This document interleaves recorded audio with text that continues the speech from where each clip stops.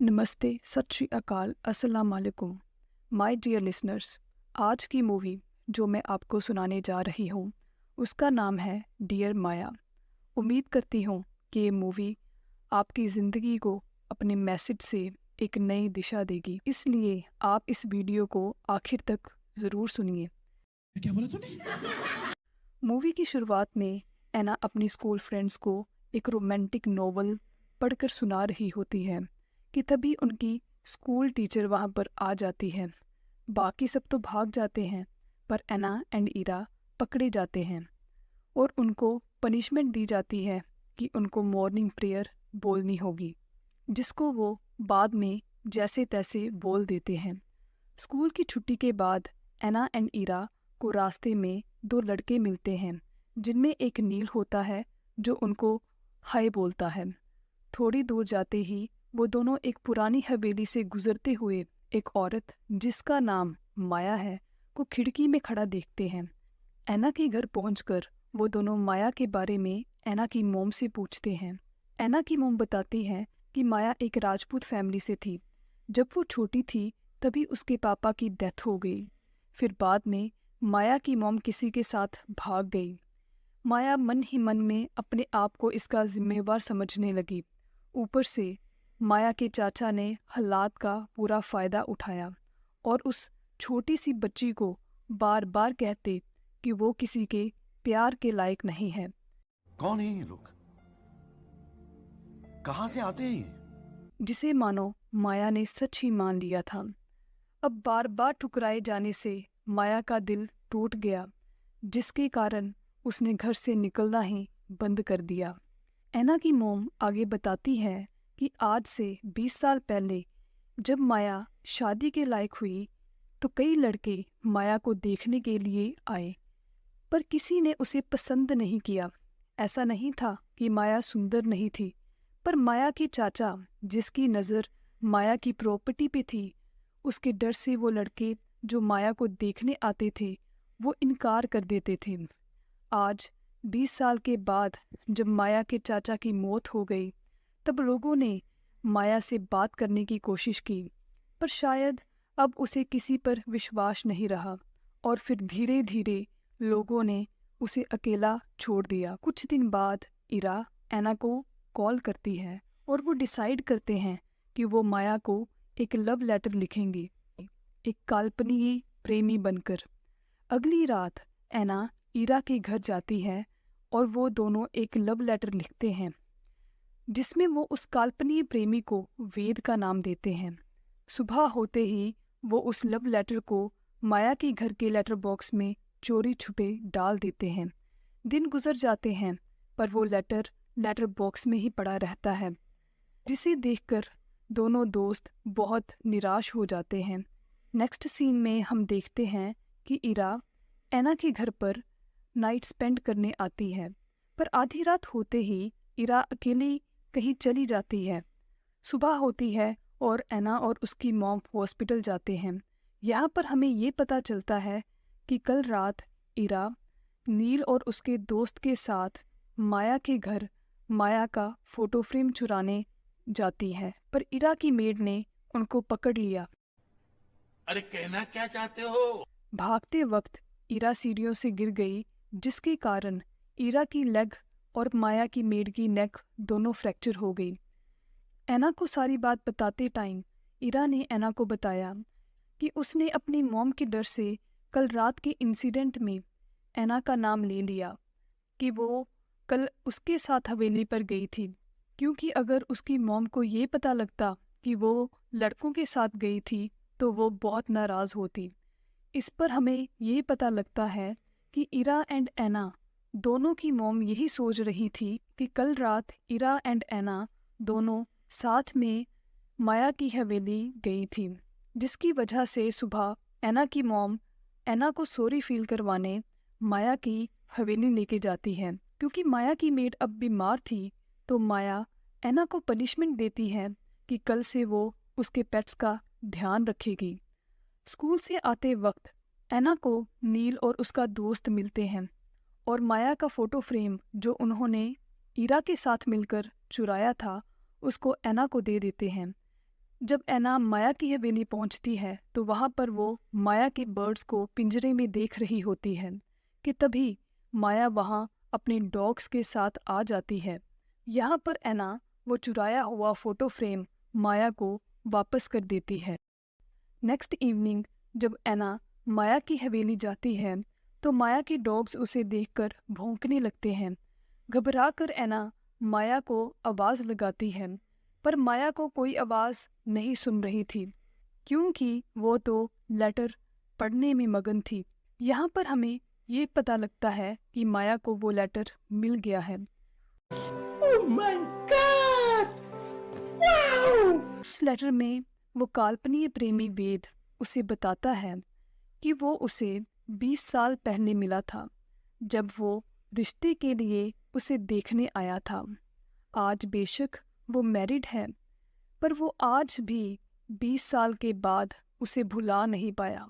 वो माया से उसका मनपसंद कलर पूछता है और उसे बताता है कि वो उसे अपने ख्यालों में लाल रंग में देखता है। रात का सीन माया की हवेली पे शिफ्ट होता है। यहाँ पर हम यही देखते हैं कि वो लव लेटर माया के हाथ में है और वो उसे बार बार पढ़ रही है, जैसे कि उसे यकीन नहीं हो रहा कि कोई उसे प्यार भी कर सकता है, क्योंकि उसने तो हमेशा यही सोचा था कि वो किसी के प्यार के काबिल नहीं है। जब ऐना घर जाती है तो उसकी मॉम को नील सब सच बता चुका होता है कि उसने इरा के साथ मिलके वो फ्रेम चुराया था। और फिर ऐना की मॉम डिसाइड करती है कि अब से ऐना माया की हवेली पर नहीं जाएगी क्योंकि उसकी कोई गलती नहीं थी। नेक्स्ट मॉर्निंग जब इस बारे में बात करने के लिए ऐना की मॉम हवेली जाती हैं तो दरवाज़ा माया ओपन करती है। ऐना की मॉम कुछ कहने ही वाली होती है कि तभी ऐना वो लव लेटर जो उसने वेद बनकर लिखा था माया के हाथ में देख लेती है और अपनी मॉम को कुछ ना कहने को बोल के हवेली के अंदर चली जाती है। वहाँ पे ऐना देखती है कि माया खोई हुई है और वो पिंजरे को देखती जा रही है। फिर वो सीन जिसे देख के ऐना अचंभित हो जाती है। माया बर्ड्स को पिंजरे से आज़ाद करने लगती है। इस सीन को जब ऐना इरा को बताती है तो वो उसे और लेटर लिखने को कहती है। नेक्स्ट मॉर्निंग ऐना एक और लव लेटर लिखती है और उस लेटर को माया के घर के लेटर बॉक्स में डाल देती है। और नेक्स्ट सीन में हम देखते हैं कि माया अपनी हवेली की सारी खिड़कियां ओपन कर देती है और उस सुनहरी धूप को देखकर बहुत खुश होती है। जब ऐना हवेली आती है तो खुली हुई खिड़कियों को देखकर दंग रह जाती है। अंदर जाने पर ऐना जब माया के हाथ में लाल गुलाब का गुलदस्ता देखती है तो सरप्राइज हो जाती है और माया को कॉम्प्लीमेंट देती है। कॉम्प्लीमेंट का आंसर करते हुए माया कहती है कि उसे रेड कलर बहुत पसंद है। यहाँ से हम यही देख सकते हैं कि माया की ज़िंदगी पर उन लव लेटर्स का कितना प्रभाव पड़ा, जैसे उसे ज़िंदगी से प्यार होने लगा है। स्कूल में ऐना इरा को बताती है कि नील ने उसे कॉफ़ी पे बुलाया है, तो इरा कहती है मैं भी चलूँगी। नील ऐना के लिए रेड रोज़ लेके आता है, पर जब वो इरा को ऐना के साथ देखता है तो रोज़ पॉकेट में डाल लेता है। जब वो कैफ़े में बैठे होते हैं तब नील विंडो की तरफ देखता है तो उसे माया अपने डॉग्स के साथ स्ट्रीट पे दिखती है। वहाँ पर वो तीनों ही नहीं, लोग भी माया को देखकर हैरान हो जाते हैं। नील नेक्स्ट मॉर्निंग स्कूल के बाहर ऐना को वो रोज़ दे देता है। जब ऐना वो रोज़ अपने फ्रेंड्स को दिखाती है तो वो सब हैरान हो जाते हैं। यहाँ पे ऐना की एक फ्रेंड जिसके पापा पोस्ट ऑफिस में काम करते हैं बताती है कि माया कल post office love letter post करने आई थी। ऐना को यहाँ पर डाउट होता है क्योंकि जो लव लेटर ऐना ने लिखे थे वेद बनकर, उन पर तो कोई एड्रेस नहीं था। खत्म, bye bye, ta-ta, good bye, गया। सीन शिफ्ट होता है माया के घर पर। यहाँ पर माया घर का सामान बेच रही होती है। वहीं ऐना आ जाती है और मेड से पूछती है कि ये सब क्या हो रहा है। यहाँ पर ऐना को मेड बताती है कि वो दिल्ली शिफ्ट हो रहे हैं। ऐना फिर माया के कमरे में जाती है और माया से पूछती है कि वो दिल्ली क्यों जा रही है। तो माया बताती है कि उसे किसी को सरप्राइज देना है। इस पर ऐना माया को दिल्ली ना जाने को कहती है। माया जब ऐना से रीज़न पूछती है तो वो कुछ बता नहीं पाती। अब ऐना माया के जाने के बारे में ईरा को बताती है। तब हमें यह पता लगता है कि एक लव लेटर ईरा ने माया को लिखा था और उस लव लेटर पे जो एड्रेस था वो उसने अपनी मॉम के एनवलप से ऐसे ही उठा लिया था। इस पर ऐना ईरा पर बहुत गुस्सा होती है। यहाँ पर ऐना ईरा को सब माया के सामने कन्फेस करने को कहती है, क्योंकि माया अपना सब कुछ एक ऐसे प्रेमी के लिए छोड़कर जा रही थी जो है ही नहीं। यहाँ पर ईरा अपनी मॉम के डर से कन्फेस करने पर मना कर देती है और ऐना को कहती है कि मैंने तो एक लेटर ही लिखा था, तुमने इतने लेटर लिखे हैं तो तुम ज़्यादा रिस्पॉन्सिबल हो पूरी सिचुएशन के लिए। ऐना वहाँ से चली जाती है। फिर वो माया के घर जाती है और वहाँ पर वही फ़ोटो फ्रेम जो ईरा ने चुराया था उसे छुपाकर अपने पास रख लेती है। फिर वो माया को देखती है कि वो अपने सारे बर्ड्स को आज़ाद कर रही है। ऐना माया को सब बताना चाहती है पर वो बता नहीं पाती और फिर वहाँ से चली जाती है। घर पहुंचकर वो बहुत रोती है और सुबह उसे बुखार हो जाता है। जब उसे होश आता है तो माया तब तक जा चुकी होती है। गिल्ट में आकर ऐना अपनी मॉम को सब कुछ बता देती है। उसके पेरेंट्स फिर उसे बोर्डिंग स्कूल भेजने का डिसाइड करते हैं। ईरा ऐना को आखिरी बार मिलने आती है पर ऐना ईरा से नाराज़ होने के कारण उससे नहीं मिलती। कहानी अब 6 साल आगे जाती है। 6 साल जब बहुत कुछ बदल गया, पर ऐना का गिल्ट जो उसने माया के साथ किया वो नहीं बदला। आज भी वो उसे ढूंढ रही है। उसने सारी दिल्ली में माया की तस्वीर के पोस्टर लगवा दिए, रेडियो पर अनाउंस करवा दिया, पर कोई फ़ायदा नहीं। ऐना को आज भी माया के बारे में सोचकर रात को नींद नहीं आती। नेक्स्ट सीन में ऐना एक कैफ़े में बैठकर अपनी मॉम से बात कर रही होती है। यहाँ पर हमें यह पता लगता है कि ऐना पिछले 6 साल से शिमला अपने घर वापस नहीं गई। उसकी मॉम उसको वापस आने को कहती है पर ऐना मना कर देती है। फिर हम देखते हैं कि ऐना का बॉयफ्रेंड राहुल उसे मिलने आता है और उसे शादी के लिए प्रपोज करता है, पर वो कुछ नहीं कहती। नेक्स्ट मॉर्निंग ऐना राहुल को कॉल करती है। यहाँ पर राहुल ऐना को अपने पेरेंट्स से शादी की परमिशन शिमला जाके लेकर आने को कहता है, जिस पर ऐना मान जाती है और शिमला आ जाती है। रास्ते में ऐना देखती है कि माया की हवेली की जगह पर कोई और घर बन गया है। घर आते ही ऐना की मॉम ऐना को ईरा से मिलने को कहती है, जिस पर ऐना मना कर देती है। पर ईरा उसके कमरे में आ जाती है और सॉरी फील करती है, बट ऐना उसकी सॉरी को एक्सेप्ट नहीं करती। फिर ईरा ऐना को बताती है कि उसे उस लव लेटर का एड्रेस मिल गया है जो उसने माया को लिखा था। फिर वो ऐना को दिल्ली उसके साथ जाने को कहती है। पहले तो ऐना इनकार कर देती है, पर फिर ऐना के पेरेंट्स के कहने पर वो ईरा के साथ दिल्ली जाने पर मान जाती है। रात को ऐना अपनी मॉम से राहुल के प्रपोजल के बारे में बताने लगती है, पर वो कुछ कह नहीं पाती।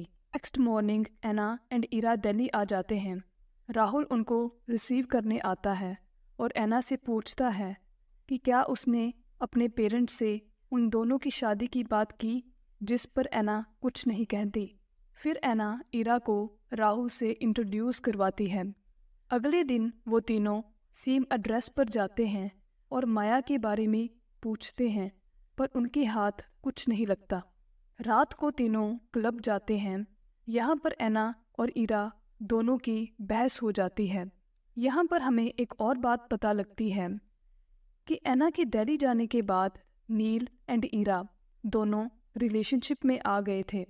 बट एक रोज़ जब नील एंड ईरा दोनों बाइक पर जा रहे थे, तभी उनकी बाइक का एक्सीडेंट हो गया, जिसमें ईरा तो बच गई बट नील की डेथ हो गई और वो अभी तक इस इंसिडेंट से मूव ऑन नहीं हो पाई।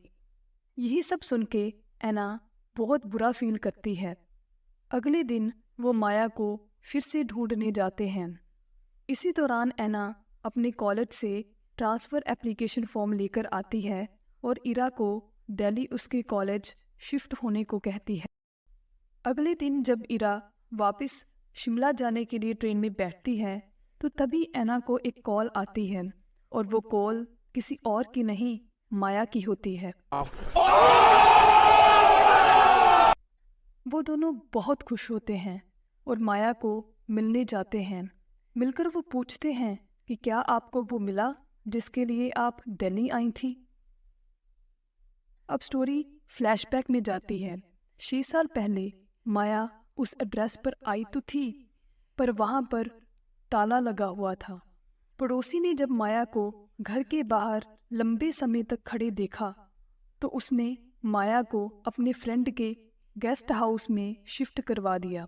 उसी रोज़ माया जब एक शॉप से खाना लेकर निकल रही थी, तब वो अपना पर्स शॉप में भूल गई। तभी वहाँ पर एक आदमी ने उन्हें उनका पर्स वापस किया, जिसे देखकर माया काफ़ी सरप्राइज हो गई और सोचने लगी कि यह दुनिया इतनी भी बुरी नहीं जितना वो सोचती थी। समय गुजरा और एक दिन जब माया एक ज्वेलरी शॉप में जाती है, जिसका मालिक अपना नाम वेद बताता है, माया वो नाम सुनकर शॉक हो जाती है। अब माया उस ज्वेलरी शॉप पर रोज जाती, जिसके कारण वो काफ़ी अच्छे दोस्त बन गए। समय के साथ वो दोनों एक दूसरे को पसंद करने लगे और शादी के बंधन में बंध गए। अब हम प्रेजेंट पे आते हैं। यहाँ पर ईरा माया से पूछती है कि क्या आपने लेटर वाले वेद को ढूंढने की कोशिश नहीं की। यहाँ पर माया कहती है कि वो गई थी उसके घर, पर वो मिला नहीं। फिर उसने उसको ढूंढने की कोशिश नहीं की, क्योंकि जो वो ढूंढ रही थी वो उसको मिल चुका था।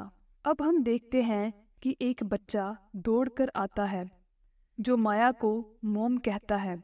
उसके पीछे एक आदमी आता है, जो वेद कहकर अपने आप को एना एंड ईरा से इंट्रोड्यूस करता है।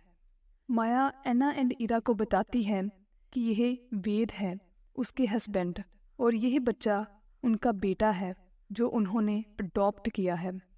फिर माया एना से पूछती है कि वो उसे क्यों ढूंढ रही थी, जिस पर एना कुछ नहीं कहती। शाबाश बेटा। फिर वो एक दूसरे को गले लगाते हैं और अलविदा कहते हैं। मूवी के अंत में हम देखते हैं कि ईरा दिल्ली आ जाती है एना के पास स्टडी करने, और एना राहुल को शादी के लिए हाँ बोल देती है। हाय हाय, इतना सुकून। इस मूवी से हमें यही सीखने को मिलता है कि अगर झूठ बोलने से किसी का भला होता है, किसी की रक्षा होती है, तो वो झूठ पुण्य होता है, पाप नहीं। महाभारत के युद्ध में श्री कृष्ण ने जब धर्म को बचाने की बात आई, तब द्रोणाचार्य का वध एक झूठ की वजह से करवाया। जब द्रोणाचार्य को झूठी खबर पहुंचाई गई कि उनका पुत्र अश्वत्थामा मारा जा चुका है, तो उसके वियोग में उन्होंने अपने अस्त्र ही त्याग दिए, जिसकी वजह से दुष्टदुम्न ने अपनी तलवार से उनका गला काटकर उनकी मृत्यु कर दी। आज के लिए इतना ही माय डियर लिसनर्स, फिर मिलेंगे नेक्स्ट वीडियो में। तब तक के लिए अलविदा।